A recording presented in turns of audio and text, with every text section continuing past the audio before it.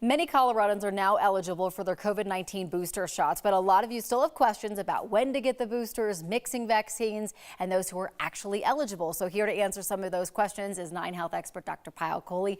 Good morning. Thanks for coming in. Good morning. I've been getting so many questions about boosters. Oh, yeah, I've noticed. I mean, some really good questions. So let's just run through some of them. This one says there is a major medical system near me giving Moderna vaccines. What questions do I need to ask before I go for my Moderna booster? So I got Moderna, Okay. and this is a question I've been asking. I must have called at least a half a dozen places before I found one that was giving the right dose. Okay. So remember, booster for Moderna is a 50 microgram or half dose. You're not just getting a third shot. You're not getting the original 100 microgram shot. So what you need to do is call up wherever you're going for your booster. Make sure that they're giving the 50 microgram half dose as your booster, not the full dose, because that has not been studied. This is what's so hard is that, you've got 3 different vaccines and they're all kind of different and spread apart. And so that's why we have you, right? Because you can answer all these questions. Another one says, if I am immunocompromised and got Moderna, do I get the half dose or the full dose as a booster? So that is the only exception. If you're Okay. immunocompromised and got Moderna, you get a 100 microgram full dose, essentially the exact same thing you got before as your third shot or your booster. But if you're immunocompetent, like most of us, you have to make sure it's that half dose. Okay. What about older people? Is the same thing? So older people have to get that half dose because Okay. that's the only one that's been studied. The only people we've studied the full dose, 100 microgram, in people whose immune systems don't make the normal response. All right.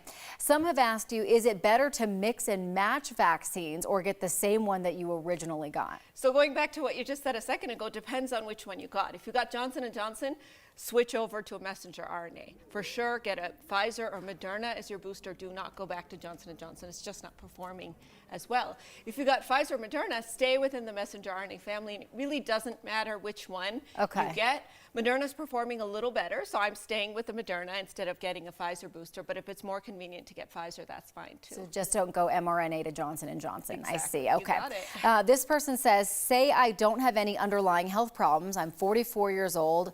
I am not a frontline worker. Am I eligible for any of the boosters? If you got Johnson & Johnson, yes. Everyone over the age of 18, regardless of what they do, regardless of their medical conditions, if they got Johnson & Johnson, it is recommended they get a booster.